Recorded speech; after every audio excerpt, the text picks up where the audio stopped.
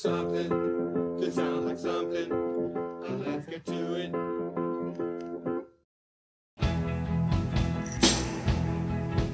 My first memory of Brian's house was knocking on the door, and Mrs. Wilson came out in her apron.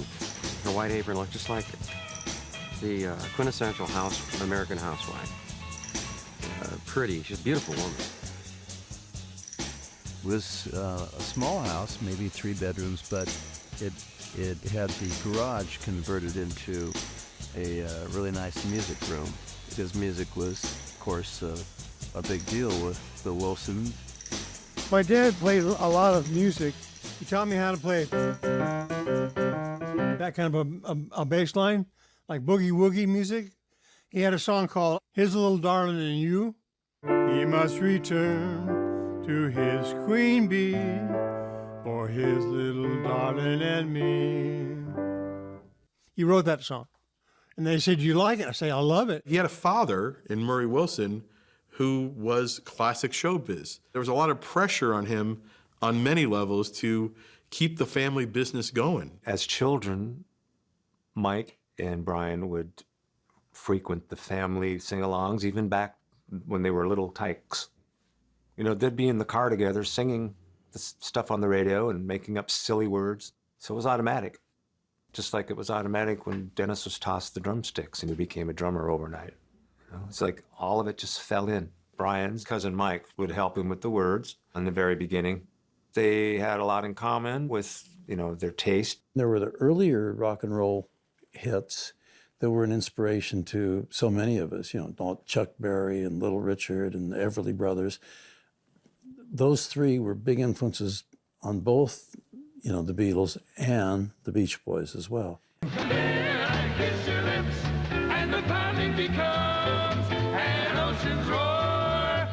I got in so goddamn, you know, into the freshmen that like I almost became the freshman. I mean, I could identify with Bob Flanagan's high voice, and I could sing along with it. And he taught me how to sing high, you know, and I kept singing like for a whole year. For a year I spent working with the freshmen on my high fidelity set. And I'll be goddamned if I didn't learn every song they did. First song we learned was Their Hearts Were Full of Spring, I think, which is, of course, one of the most beautiful freshman tunes. We had the additional influence of the 4 freshmen who did this amazing harmony. Brian loved the 4 freshmen so much. I'm maybe a year older than Brian. He's my first cousin. We grew up together. We sang Everly Brothers songs together. We went to Wednesday night youth night at Angeles Mesa Presbyterian Church and would sing the church songs, and then we'd walk home singing Everly Brothers or doo-wop. And he became fascinated with the 4 freshmen. But Brian was incredibly gifted in terms of structuring chords, and he was fascinated by harmonies. The 4 freshmen he became obsessed with. We learned a few of their arrangements, one of which we still do to this day. It's called Their Hearts Were Full of Spring. We do it just a cappella, just voices, and it's a beautiful, beautiful song, and it's a beautiful type of music to perform. And we were always gravitated towards harmonies, and he was a master at creating the harmonies, chord progressions, and so on. I hear music in my head. I can hear music in my head, but I can't hear a whole arrangement in my head. I can hear a melody, you know, like the melody. Yeah. I can hear like da da da da da da da da. I can hear that in my head. But if it's like all kinds of voices and instruments, I can't conceive of it in my head. The band started back in October of 1961 when my parents left the country. They left some, I think $100 for food money, and they went to Mexico for 3 days. While they were there, we got together and we went to a music store and rented a bass, a guitar, and drums. I brought it back to the house. We wrote a song the first day we were together, and when my dad got back, he goes, "What'd you spend the money on?" We go, "Instruments." He goes, "What'd you do that for?" And we played a song for him. He cheered up. Brian needed something to write about, you know, and so Dennis, being the avid surfer in the family, really brought to us the concept. Brian and I got around the piano, and came up with this song, Surfin', a very simple song. We auditioned with a guy named Hype Morgan, and we were supposedly going to do a folk song that his son had written, but we played him surfing, and he said, hey, I like that idea. That sounds like a commercial idea. He said, would you guys like to record it? We said, yeah. So a week later, we went in the studio, and I was playing drums live. It was all done live. Okay, boys, slate it. This will be take one surfing. Everything, the whole record was done on one track. One track. But what we did was, we stood around the phone, we call, we go, I vote for surfing. And then they said, we vote for surfing. And we did 10 or 15 different voices, you know, just three of us, me and my brothers. And they go, and the winner this week is surfing. And we go, we won. Dennis is our surfer. He told me names of places where people surf. And so I put Surfing USA together like that. Mike Love would tell you that he gave him the names. I was actually the one that arranged those words. I wrote them out in order because I was singing the lead. There are other fabrications or stories that are told, but that was what happened. I can't honestly say that I believe that, because Mike didn't surf either. Capitol, we're always looking for the younger acts. Murry Wilson, their Beach Boys' dad, had sent in a demo record to Voyle Gilmore, who was then head of A&R at Capitol. And Voyle gave it to Nick Vinay, who was one of our producers there, to listen to. And Nick came running into my office and said, you got to hear this. I listened to it, just knocked me out. And I said, oh my gosh, we got to sign them right now before we get, we lose them, And we did Surfin', and it did really well in about half a dozen markets. A warm welcome for the real surfers, the one and only, the five and only, Beach Boys! If anybody had an across the USA. I was always fascinated by literature. I love languages and other cultures. So like I studied Spanish, in school. And I always liked, where did these words come from? Was it Latin? Was it Greek? Was it Sanskrit? So my contribution was the concepts and lyrics, and sometimes the hooks, like the I'm picking up good vibrations, or round, round, get around, I get around, that kind of thing, or let's go surfing now.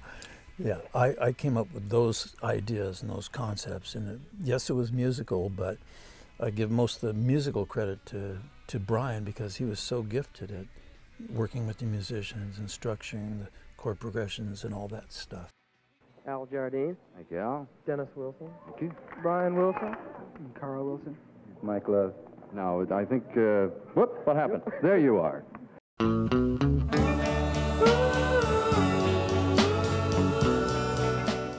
I know, I can sing like a guy, but I can also sing like a girl. Sarah Girl is probably my favorite song that I ever wrote. It started out like this. Da da da da da da da, in my car, right? Driving in my car. Da da da da da da da. And I drove home, went right to Japan and said, we could ride and surf together. I put it all together all of a sudden, out of nowhere. Surfing and girls big on girls songs, so in school. So it kind of appealed to everyone, really, didn't it? The Midwest, they didn't know from surfing. It was the hot rod songs that got those guys going. All my loving, I will send to you. When we started to hear the Beatles' music, it struck fear in every American musician's heart. I knew we were good. I knew we were good at it, but I didn't, not until the Beatles hit, then we really felt like we had to get going. Because they were going like crazy, So we stepped on the gas. Round, round, get around, I get around, yeah. We went to Cars. We did the car routines. We milked it dry. We milked it fucking dry, We got everything, every possible angle in a song. I don't care if it does. Let's go. You got any guts? Let's see it. I don't care how many people are here. I got 1 ear left, and your big loud voice is killing me. Murry, it was a very instrumental part of the beginning of the Beach Boys. And if it wasn't for him, there would be no Beach Boys. But he did keep them in line. I loved my dad because of his songwriting, but I didn't like him because of he used to beat us up, We just grew out of being kids and grew into being young men who had our own way of sounding. He was always trying to be the controller, and he didn't realize that he'd lost control, and that Brian was the prodigy. Brian, I'm a genius too. Let's go, huh? Are you going now? No. Are you going or staying? I want to know. Did you think you got it made? We would like to record under an atmosphere of calmness, and you're not. I try to give you tips, and you think because you've had a few hits, you got it made. Success never comes from a phony singing for money. I'm sorry. We'll never come to another recording session. He had fired his father.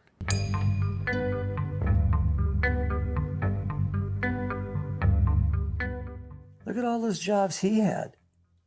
And anybody would cave in at some point. That's too much. We observed him being quite unhappy, being out on the road and away from home. And not everyone's suited for that life. He couldn't handle a lot of the things that went along with that, like the traveling, the loudness of it. It hurt his ear. He was having trouble hearing out of his, he's deaf in one ear. I saw him have a breakdown on an airplane. I was sitting right next to him, thinking, well, this is it. It's over. He's not going to recover from this.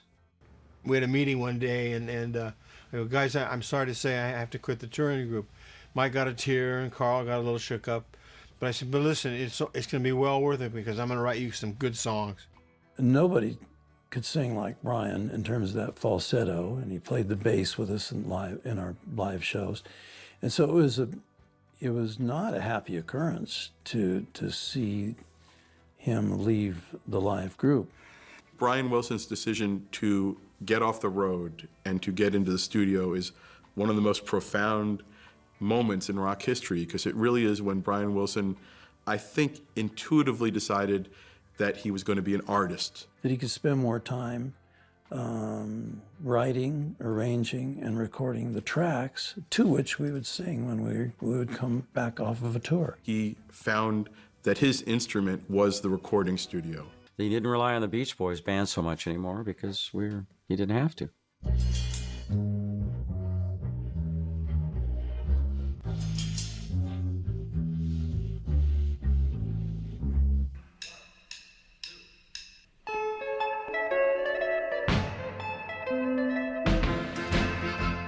I heard Rubber Soul one night, and I was totally blown away.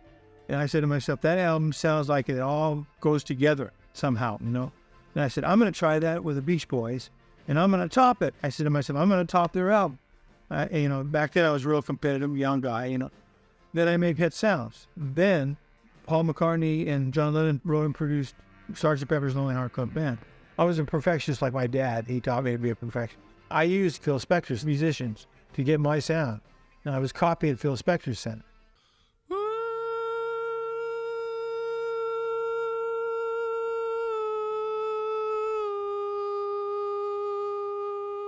I experimented on Pet Sounds. I tried to write something better than the surf songs and car songs.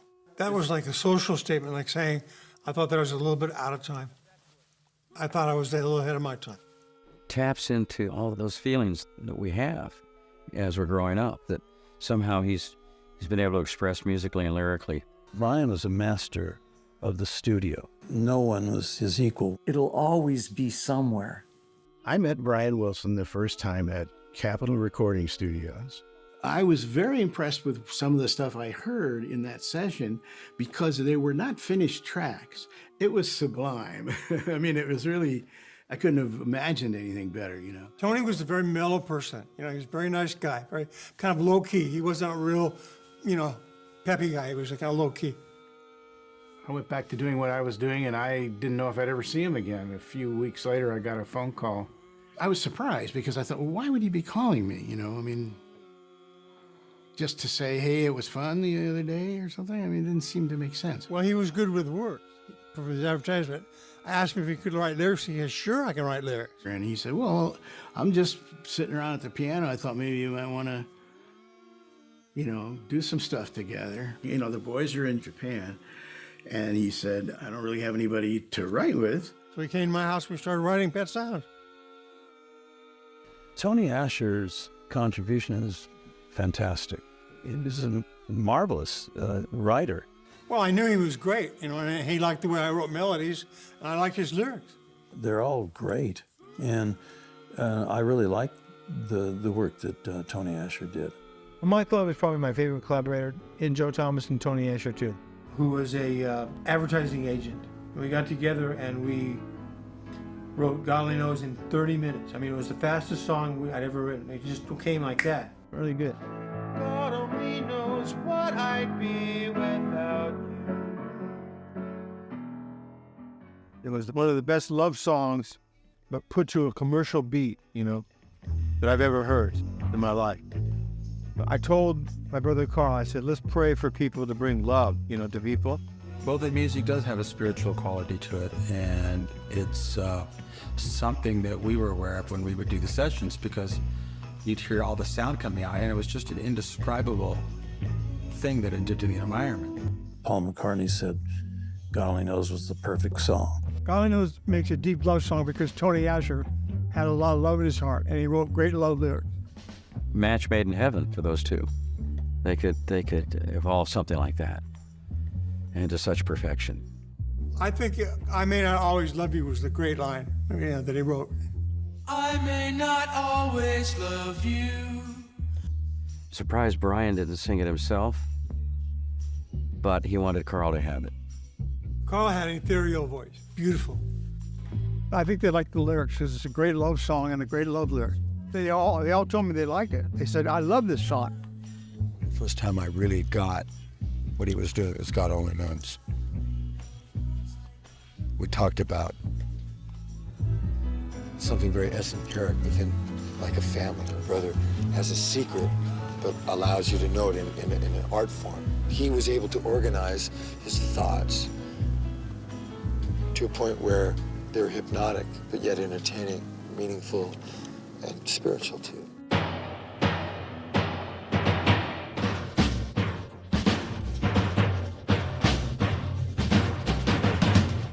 Singing is an expression of yourself, you know, your feelings.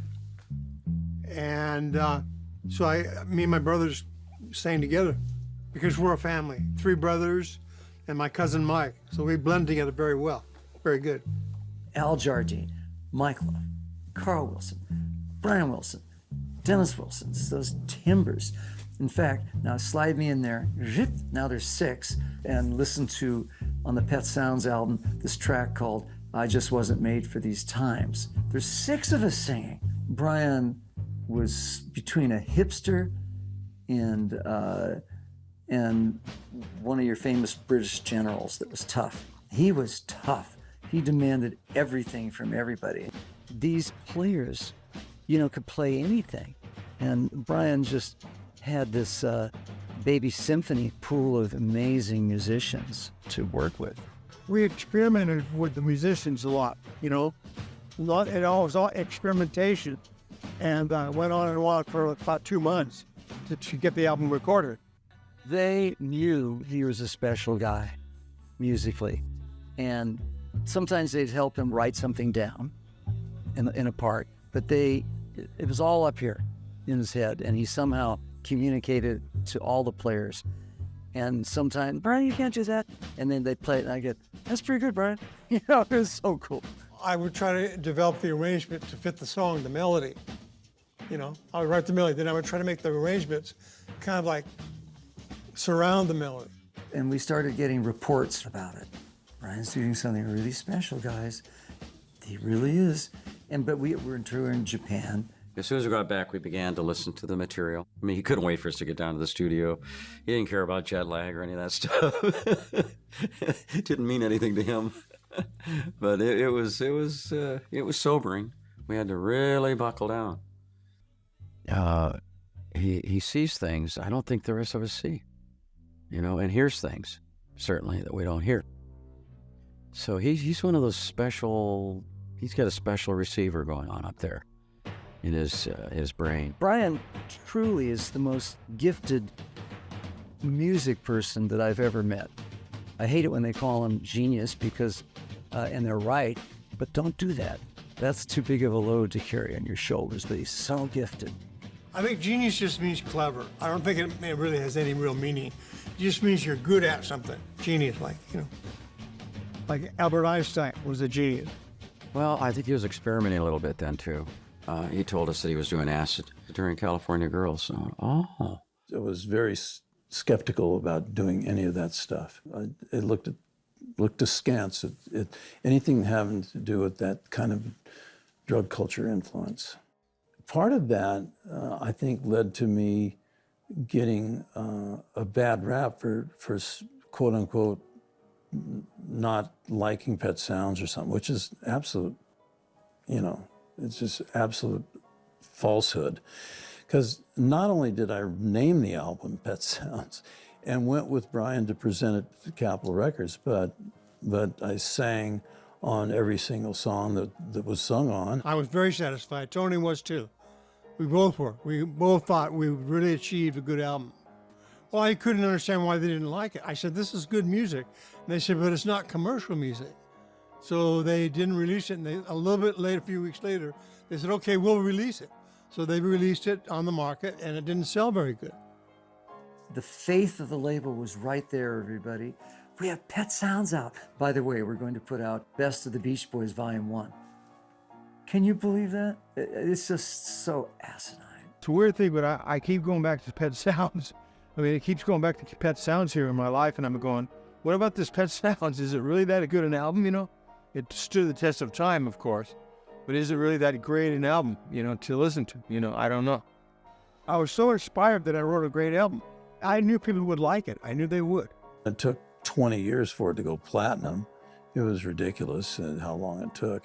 And yet at the same time, it was regarded so highly.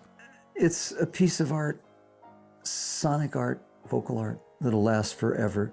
It has everything in it. It has really fabulous chord structures, arrangements, performance, great songs to sing. A lot of people are uplifted by it. He grew immensely during that time, and he's been rewarded for it now, 50 years later. Yeah, he did something in Pet Sounds to me, all right. He opened the door for a lot of people, especially me.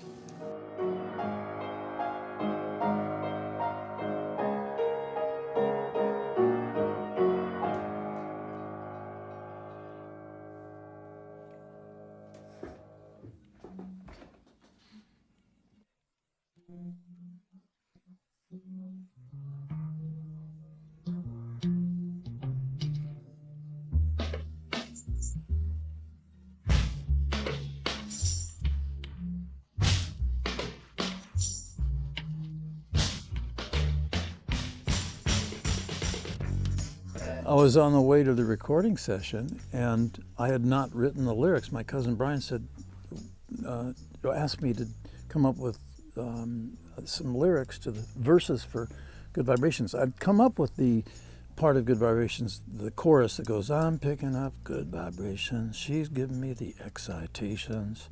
So that part I had down, but I had not written the verse. Because it was 1966 and there was the flower power thing going on, and the hippie kind of thing was going on in California. It made me think in terms of a girl who was really into peace and love and all those kinds of things. And I just wrote this flowery verse. I love the colorful clothes she wears and the way the sunlight plays upon her hair. I hear the sound of a gentle word. It was inspired by the imagery of a girl who was a hippie girl who was into the times and into peace and love and all that kind of thing. You were trying to do Smile. It never came out because it was too difficult, so there was so much. That was creepy. That was drugs. That was all the drugs and crap and people coming in and out with all their crap. And it was just like a drug den. The acid experiences that he had, I thought that it was not wise. But they happened, and they certainly excited him. We're taking the drugs, the LSD, the marijuana, and the amphetamines. And it opened up my mind to creative new ways to write songs and produce records and stuff. Brian had a bad experience with LSD. He asked me to get in the car, and he shared with me his experience. But he had actually seen himself vanish. He watched himself devolve from, you know, what he was into a void, into an absolute void. After about the 24th or 5th trip around the block, I asked him to let me out of the car because it was making me really nervous. Dove-nested towers, the hour struck the straight quicksilver moon. I told Van Dyke Parks, I asked him actually, what does this passage of lyrics mean? I said, quite frankly, I don't know. He says, I haven't a clue.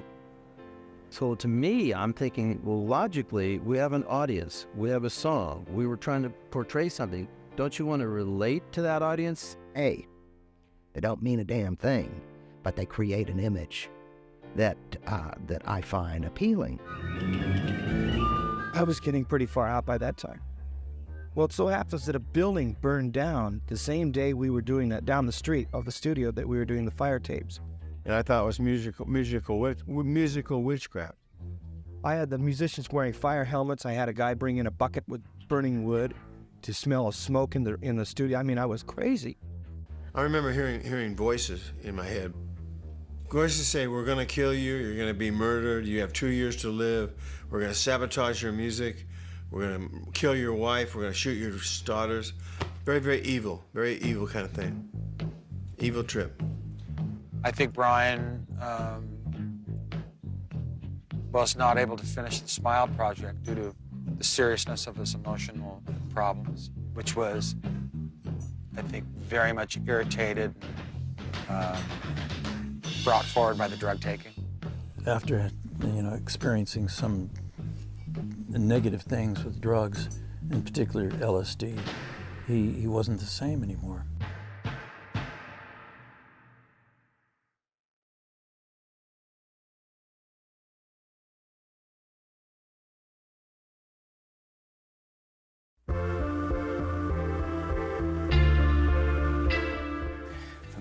Is it hard now, gathering everybody together and getting the motivation? Yeah, it's hard to get a rehearsal going. It really is. That's one thing that really takes some doing. But I know it's like the group has a subconscious life too, I carried on living, but I was very lonely in that room. Very lonely. I was too afraid to leave my room because the voices in my head were going to say I'm going to get killed. So it made me too afraid to get out of my room. In our case, that didn't stop us from creating, but it impeded the flow of the hits. Up until Good Vibrations was our biggest hit in the 60s. That was the late 1966. And so Kokomo was 22 years later. Yeah. So we still create and we still made albums, just not the phenomenal success that we achieved in the early to mid 60s. Blondie and Ricky, Ricky Fataar is a phenomenal drummer. Blondie was an amazing guitarist and a great singer. And so he sang, they sang and played with us for a period of time. What was the motivation to actually start your own label? It was freedom from limitations and restrictions, working with Capitol Records. I think there are probably various times when all of us have thought, well, okay, I've had enough, and we've had our share, and all those things. But, well, we've known each other for a really long time. And so when you grow up together, you accept each other, as you are. And so, and having that understanding of each other, we just accept each other,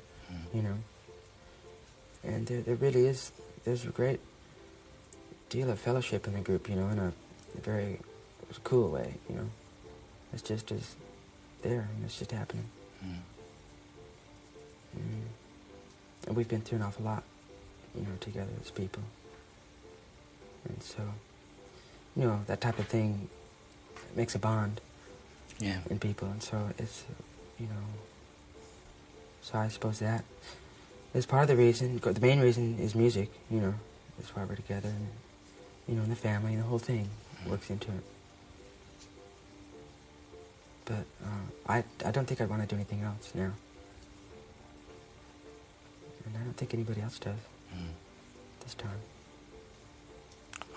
But we're all growing up more, so we'll see what happens in the next couple of years. I think the group's gonna stay tight for a couple of years, and then I think the chances of doing other things will be more,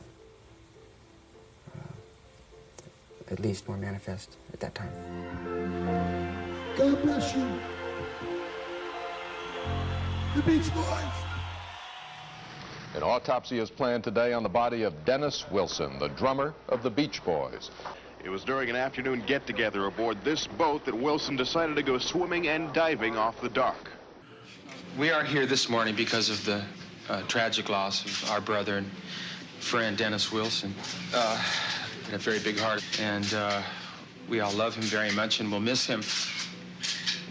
It's hard to lose a brother and somebody who had such a vital, energetic thing about him, and I just don't want to talk anymore about it now. We are not disbanding.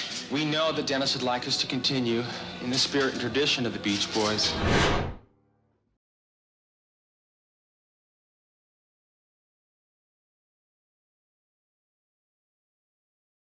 Everybody has to have a little imprisonment in order to understand that, you know, that this is where we are. I mean, I've been waiting for the right time to call him. That's what it is, you know. Dr. Landy, you were preparing to take a piece of a business transaction with your patient. Yes.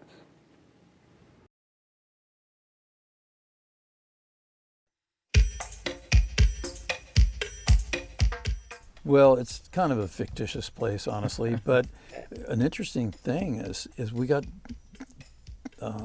bags full of letters from school teachers who said our class wasn't very interested in geography, but when they heard Aruba, Jamaica, Bermuda, Bahamas, where are all these places? You're helping school kids across America. The kids could relate to it through the music, which is pretty fascinating. We tried to get him to record with us on that song, but he was under the tutelage, if you will, or under the spell, as some people would say, of Dr. Landy, the psychologist who governed his every move. And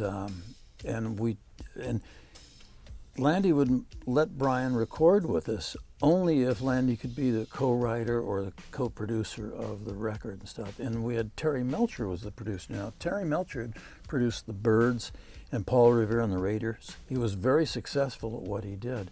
And so he didn't need Gene Landy's help. So Gene kept him away. What happened though, we did a video in Florida of Kokomo, and Brian was in the video, but he wasn't on the record. And I wrote that song with Terry Melcher and John Phillips of the Mamas and Papas.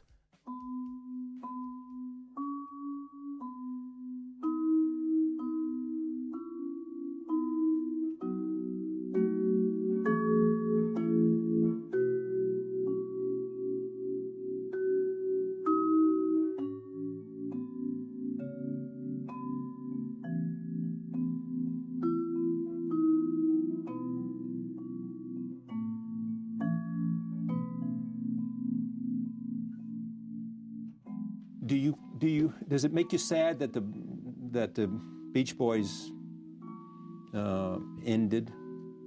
Did it make me sad? Yeah. Yeah, a little bit. My brothers died too. My brothers I died. know. And yeah, I was a little saddened by it. Yeah. Well, my wife and I and my publicity agents got together one day for lunch, and they said, Brian, we think it's time to do Smile in concerts, and then recorded it as an album. And I said, I'm all for it. So I called up my Van Dyke Parks, my friend. He came over and we created a third movement for it, right? Yeah. And then we took it to London, like I said before. Then we took it to the studio, and took us a month, 1 month only, to do the whole album. In the cantina, margaritas keep the spirit high. There I watched her, she spun around and wound. This is the Beach Boys.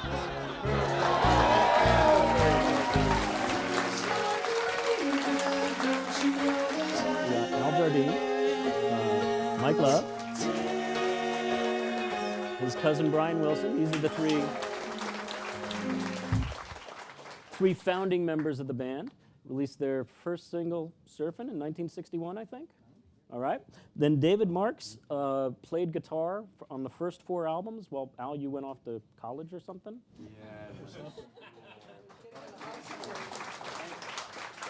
Getting out of junior high. All right. And then at the end there, we got Bruce Johnston, who joined the band, I believe, in 1965. The new guy. The new guy, yeah.